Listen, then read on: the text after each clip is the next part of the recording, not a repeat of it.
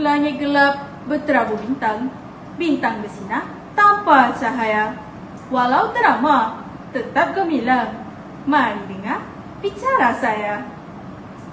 Assalamualaikum warahmatullahi wabarakatuh dan salam sejahtera. Nama yang diberi Nur Rosofia binti Senin, berumur 16 tahun. Saya bersekolah di Sekolah Menengah Kebahasaan Ternate Station yang terletak di Segamat, Johor. Kod sekolah saya ialah JEA 7033. Saya sangat suka membaca. Dengan membaca, saya dapat mengembangkan lagi pengetahuan serta meningkatkan lagi kemahiran berfikir. Pada video kali ini, izinkan saya membicarakan sebuah karya yang begitu menyentuh hati, iaitu novel yang bertajuk Bintang Tanpa Nama hasil nukilan Ainur Farihah. Buku ini mempunyai 397 muka surat dan merangkumi 34 babak. Sebagai pembuka bicara, saya memilih novel ini kerana saya percaya bahawa setiap pembaca akan pulang dengan sekurang-kurangnya segenggam harapan setelah menamatkan novel ini. Kisahnya bukan sekadar tulisan tetapi refleksi kehidupan, perjuangan serta kekuatan jiwa. Secara ringkas, novel ini mengisahkan perjalanan seorang gadis yang bergelut dengan luka silam dan kehilangan.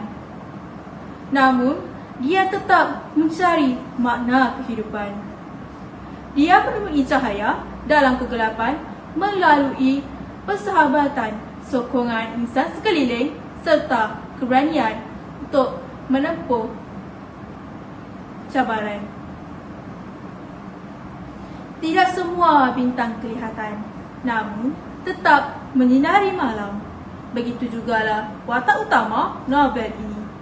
Walaupun pernah tersungkur, dia akhirnya berdiri semula. Dan ia menjadi inspirasi kepada pembaca. Antara nilai utama yang dapat saya simpulkan ialah yang pertama, ketabahan dalam menghadapi segala cabaran. Watak utama iaitu ayah tidak mudah menyerah meskipun diuji berkali-kali. Selain itu, nilai yang kedua ialah harapan yang tidak pernah padam. Novel ini mengingatkan kita bahawa walaupun sekuat mana gelapnya malam, bintang tetap ada walaupun tidak bernama. Dari sudut bahasa, Ainur Farihah menggunakan gaya penulisan yang sangat puitis, emosional dan mudah dihayati. Pada hemat saya, novel ini sesuai untuk golongan remaja yang sedang mencari motivasi dan bagi mereka yang suka berharap ke atas cinta orang lain.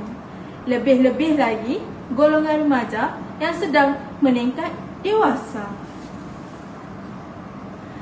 Sebagai penutup, izinkan saya tinggalkan dengan serangkap pantun. Gugur bintang jatuh ke riba, cahayanya hilang tetap dirasa. Walau buku ini tiada nama, isinya masih menyinari jiwa. Maka dapat saya simpulkan bahawa novel ini bukan sekadar novel, tetapi merupakan sebuah cerminan kehidupan seseorang remaja. Oleh itu, sekian daripada saya. Terima kasih.